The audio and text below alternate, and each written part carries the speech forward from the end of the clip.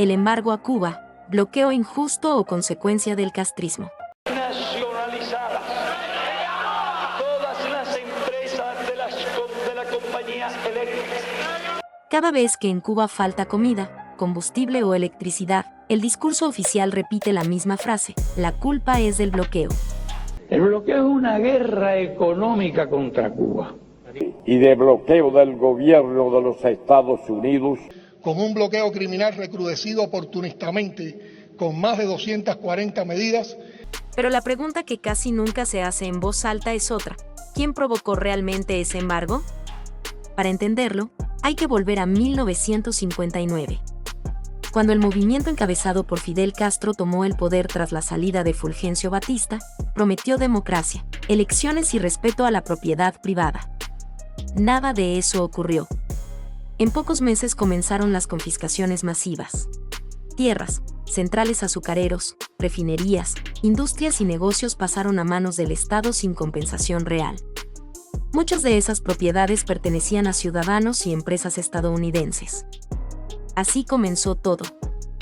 En 1960, el presidente Dwight D. Eisenhower respondió con las primeras restricciones comerciales. No fue un ataque gratuito, fue una reacción directa a la expropiación de activos estadounidenses. En 1962, en plena Guerra Fría, John F. Kennedy formalizó el embargo casi total. La razón oficial: presionar al gobierno cubano para que compensara las propiedades confiscadas y frenara su alineación con la Unión Soviética. Es decir, el embargo no nació por capricho. Nació como respuesta a decisiones políticas del propio Fidel Castro.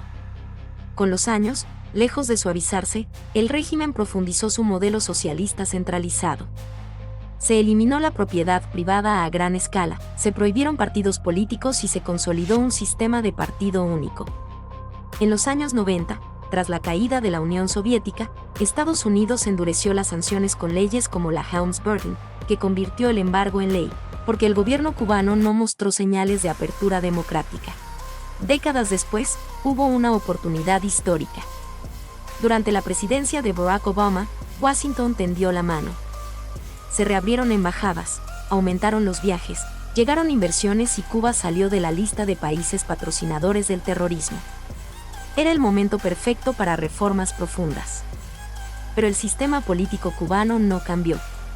No hubo elecciones libres, ni apertura real del mercado, ni pluralidad política.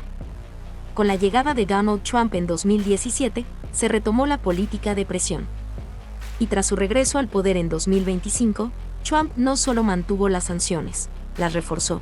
Amplió restricciones financieras, limitó negocios con empresas controladas por el aparato militar cubano y mantuvo a la isla en la lista de países patrocinadores del terrorismo. En 2026, nuevas medidas han aumentado la presión económica en medio de una profunda crisis energética y social en Cuba. Ahora bien, aquí viene lo importante.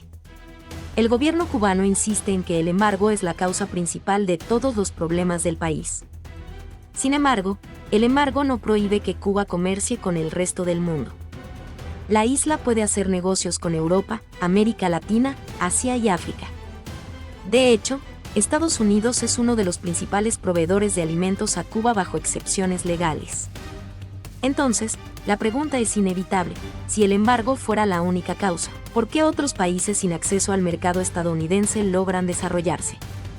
¿Y por qué Cuba, con más de 6 décadas de control absoluto del Estado sobre la economía, no ha logrado producir suficiente comida ni electricidad?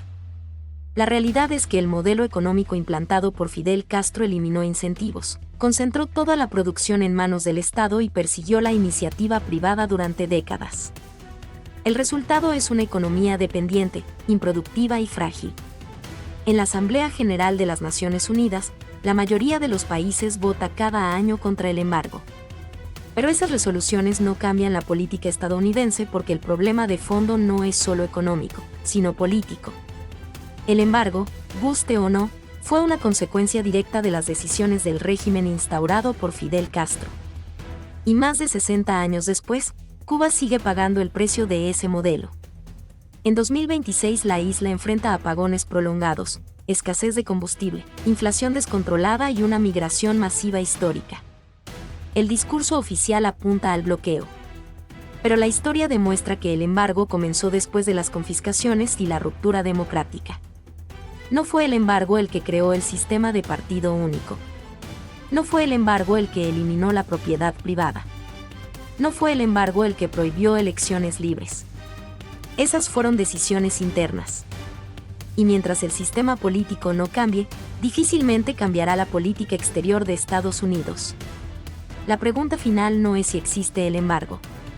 La pregunta es: ¿qué vino primero, el embargo o las decisiones del dictador?